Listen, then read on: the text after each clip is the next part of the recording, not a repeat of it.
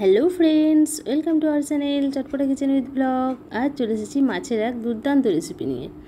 রেসিপিটা আমি বানাবো পাবদা মাছ দিয়ে পাবদা মাছের সর্ষে পোস্ত।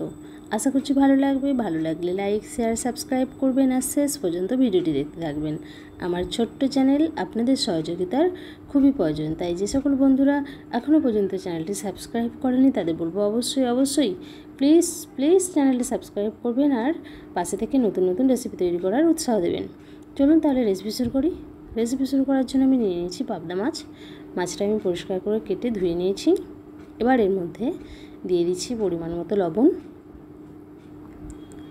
দিয়ে দেব পরিমাণ মতো হলুদ,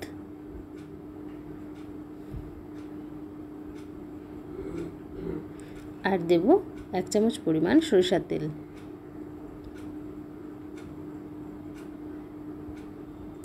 এবার এই সব কিছু আমি হাত দিয়ে ভালো করে মাছটা মেখে নেব।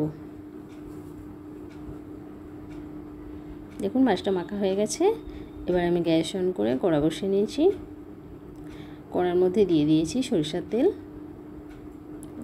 তেলটা গরম হয়ে যাওয়ার পর আমি দিয়ে দেবো মাছগুলো দিয়ে এর মধ্যে ভেজে নেব। দেখুন তেলটা গরম হয়ে গেছে। এবার আমি মাছগুলোর মধ্যে একে একে দিয়ে ভেজে নেব। আমি এখানে সরষের তেলে রান্না করছি, আর পাবদা মাছটা সরষের তেলে করলে বেশি ভালো লাগে, তাই আপনারাও চেষ্টা করবেন সরষের তেলে এই রেসিপিটা তৈরি করতে। মাছগুলো এক সাইড ভাজা হয়ে গেছে। এবার আমি আস্তে করে মাছগুলো উল্টে দুই সাইডই ভালো করে লাল করে ভেজে নেব।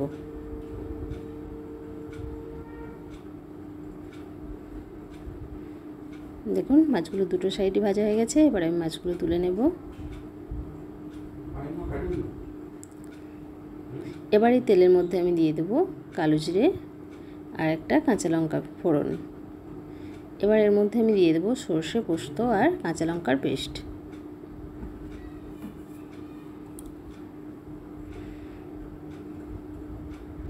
আমি দিয়ে দিচ্ছি সর্ষে পোস্তর কাঁচা লঙ্কার পেস্ট।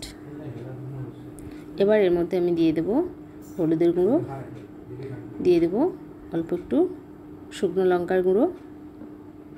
আপনারা চাইলে পুরোটাই কাঁচা লঙ্কা দিয়েই করতে পারেন, শুকনো লঙ্কা নাও ব্যবহার করতে পারেন। এবার আমি অল্প জল দিয়ে মশলাটা ভালো করে কষিয়ে নিচ্ছি।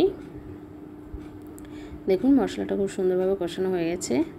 এবার এর মধ্যে আমি দিয়ে দেবো পরিমাণ মতো জল। আমি এখানে খুব বেশি মশলা করছি না, তাই এখানে আমি অল্প সর্ষে পোস্ত বাটা নিয়েছি। আপনারা চাইলে যদি গ্রেভি পছন্দ করেন তাহলে বেশি পরিমাণে সর্ষে পোস্ত আর কাজু বাদাম পেস্ট করে নেবেন একসাথে।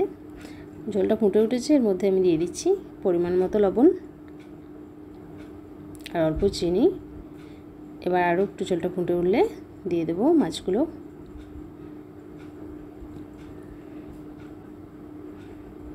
দেখুন ঝোলটা বেশ ভালো মতো ফুটে উঠেছে। এবার আমি এই সময় দিয়ে দেবো ভেজে রাখা মাছ। দারুণ একটা রেসিপি, অবশ্যই বাড়িতে ট্রাই করবেন আর কমেন্টে জানাতে ভুলবেন না রেসিপিটা কেমন হয়েছে। এই রেসিপিটা খুবই স্বাস্থ্যকর, অল্প তেল মশলা দিয়ে অবশ্যই ভালো লাগবে। দেখুন ঝোলটা ফুটে উঠেছে। এবার ওর মধ্যে মাছগুলো দিয়ে নিচ্ছি। মাছগুলো দেওয়ার পর আমি কিছুক্ষণ মাছগুলো ঝোলের মধ্যে ফুটিয়ে নেব, তাহলেই আমার রেডি হয়ে যাবে সর্ষে পাবদা রেসিপি।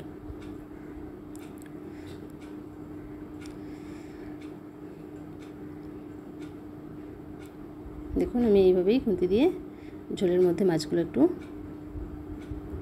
চেপে দিচ্ছি।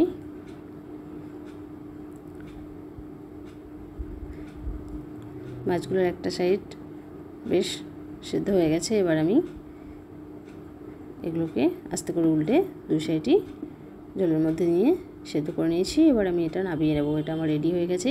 আমি এরকম ঝোল থাকা অবস্থায় নামিয়ে নেব। আমি এটা প্লেটে নামিয়ে নিয়েছি। দেখুন দেখতে কতটা সুন্দর লাগছে, দেখতে যেমন খেতেও তেমন অসাধারণ একটা রেসিপি। অবশ্যই বাড়িতে ট্রাই করবেন আর কমেন্টে জানাতে ভুলবেন না রেসিপিটা কেমন হয়েছে। ভালো থাকবেন, সুস্থ থাকবেন, নতুন নতুন রেসিপি দেখতে থাকবেন।